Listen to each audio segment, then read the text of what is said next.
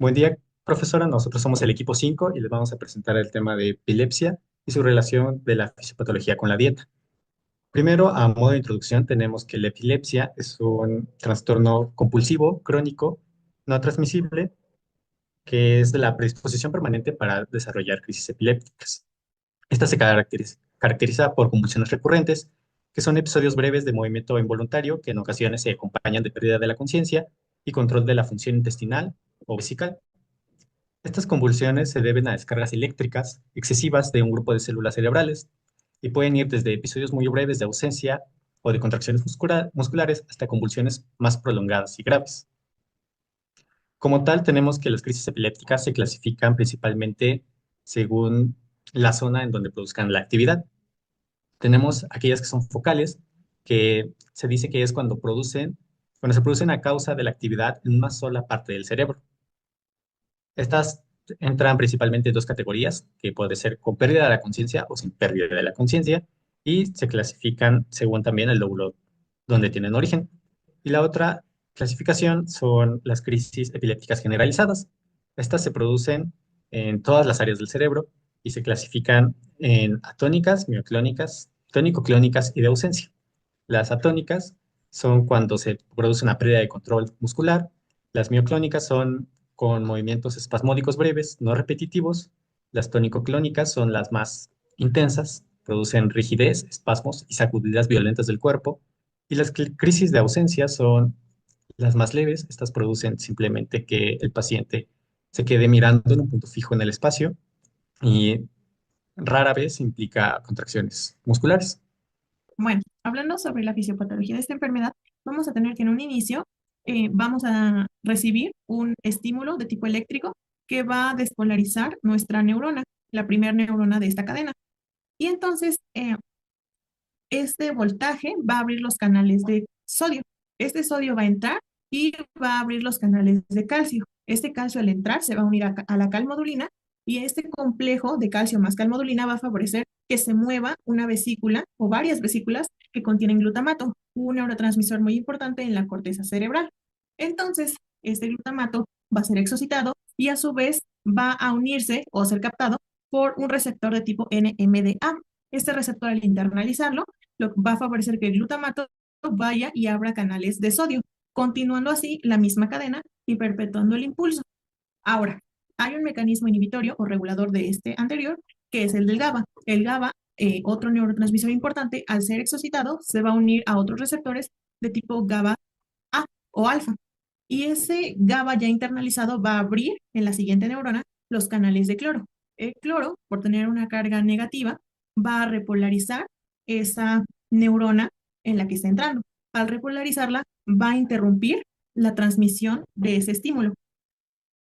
Ahora, en la epilepsia tenemos un desequilibrio entre el mecanismo excitatorio correspondiente al glutamato y el inhibitorio correspondiente al GABA.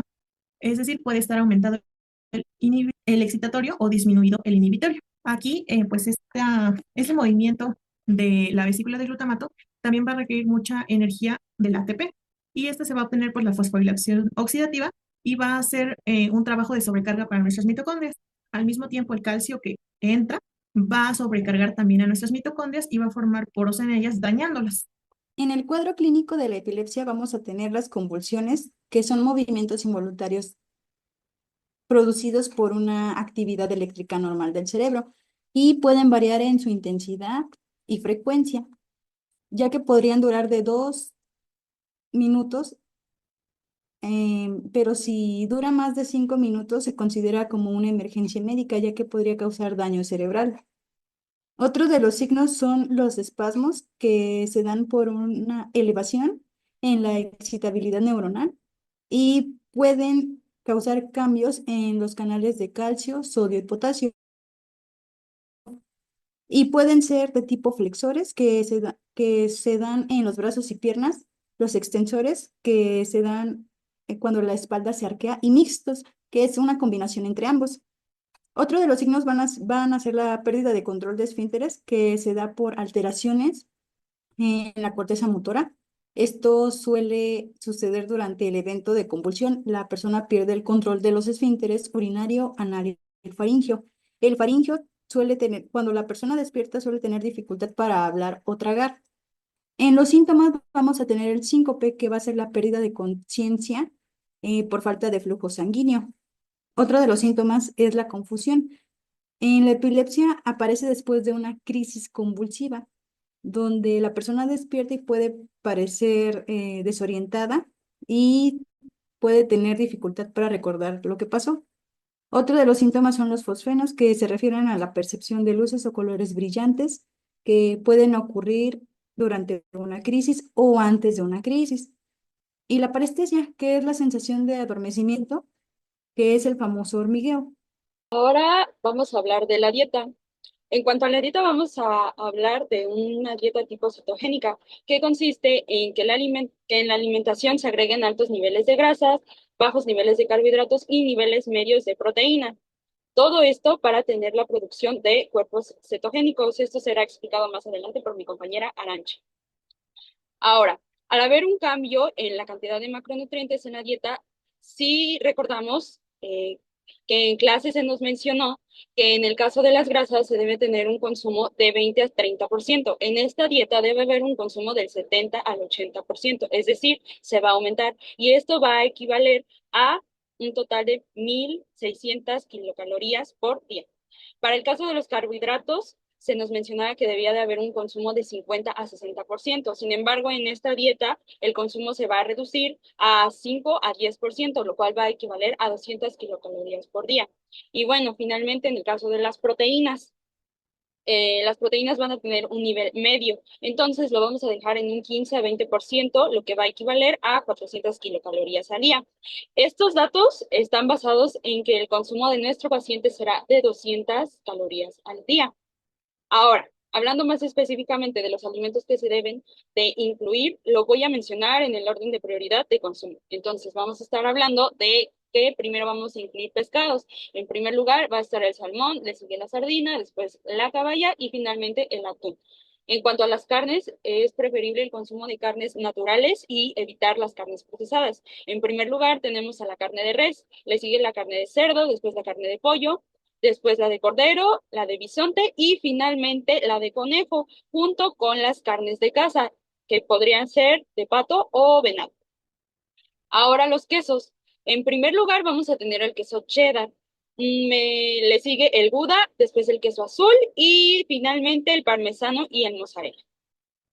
Las verduras deben de ser bajas en carbohidratos, entonces preferiblemente o principalmente se van a agregar las verduras de hoja verde, como la espinaca, la col rizada, la lechuga romana y la col de Bruselas.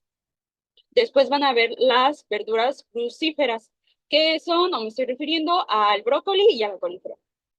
También se puede incluir el calabacín, los pimientos, el pepino, las judías verdes y la alcachofa. Y finalmente, pero no menos importante, también incluir el consumo de mantequilla, huevo y aceite como el aceite de aguacate.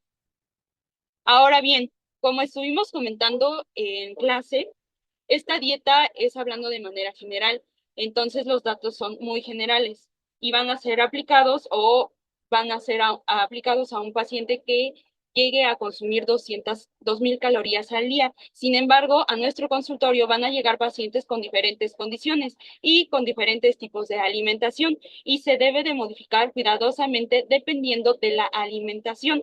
Entonces, no podemos cambiar repentinamente la dieta de nuestro paciente, debe de ser metida paulatinamente y con cuidado. Esta dieta tradicionalmente se suspende luego de 2 años de tratamiento, cuando esta ha sido o se ha comprobado su eficacia más del 50%. También las convulsiones debieron de haber reducido al superior al 50%. Y pues obviamente es un trabajo en conjunto entre el médico y el paciente, ya que es el que debe de cuidar su dieta o la dieta nueva que se le va a implementar.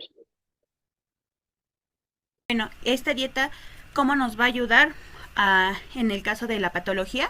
Bueno, pues en lo que consiste es en utilizar los ácidos grasos en vez de los carbohidratos para generar energía. Por eso es que se consumen altos niveles de grasas. Entonces, pues lo primero que va a pasar es que al consumir estos ácidos grasos, vamos a metabolizarlos en el hígado y van a formar acetil-CoA. Esta acetil-CoA va a sobrepasar la cantidad que puede entrar en el ciclo de Krebs y entonces va a desviarse para formar los cuerpos cetónicos. Primero va a formar el acetato y ya después se va a transformar en acetona y en la beta hidroxibutirato. Estos van a ser cuerpos cetónicos. Entonces, una vez que ya obtenemos estos cuerpos cetónicos, estos son los que nos van a ayudar a contrarrestar los episodios epilépticos. Entonces, esto lo van a hacer por diferentes mecanismos y los vamos a ver. Vamos a ver el primero, que bueno, estos cuerpos cetónicos lo que van a hacer es que van a atravesar la barrera hematoencefálica y van a llegar al intersticio, a la glía y a las neuronas.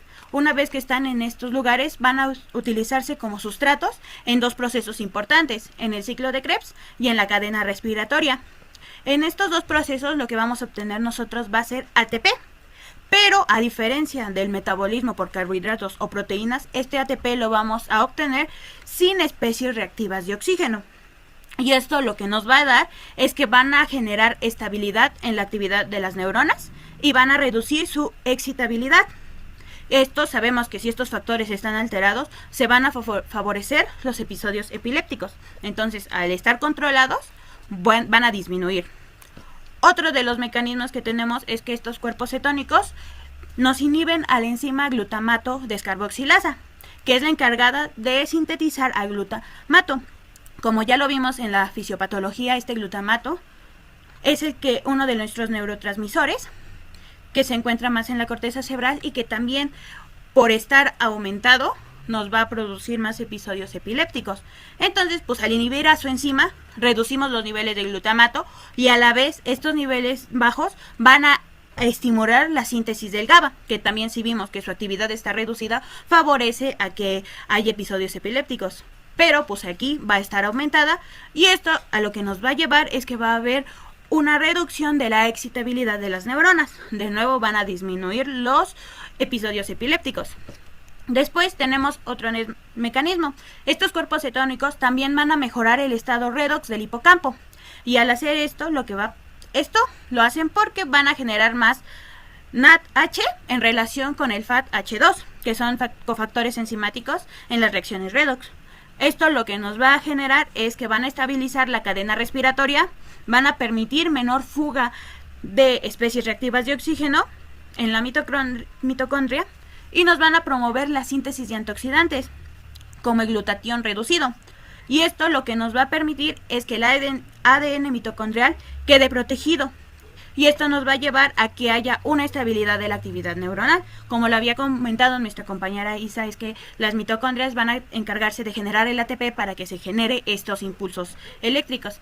Pero hay veces que pueden, la membrana de las mitocondrias, por las especies reactivas de oxígeno, van a generar ciertos poros en ellas y van a disminuir en su actividad, que es lo que también nos va a favorecer a que haya episodios epilépticos. Pero en este caso va a haber una protección del ADN mitocondrial y va a poder seguir con su función normal. Entonces nos va a generar una estabilidad neuronal. Y tenemos otro proceso, que estos cuerpos cetónicos nos permiten un aumento de potencial de membrana mitocondrial, que también nos lleva de nuevo a la protección del ADN mitocondrial y nos da el resultado de la estabilidad neuronal. Entonces los cuerpos cetónicos nos ayudan a que se contrarrecen los episodios epilépticos por diferentes mecanismos. Por eso se implementa esta dieta. Bueno, eso sería todo por nuestra parte. Muchas gracias.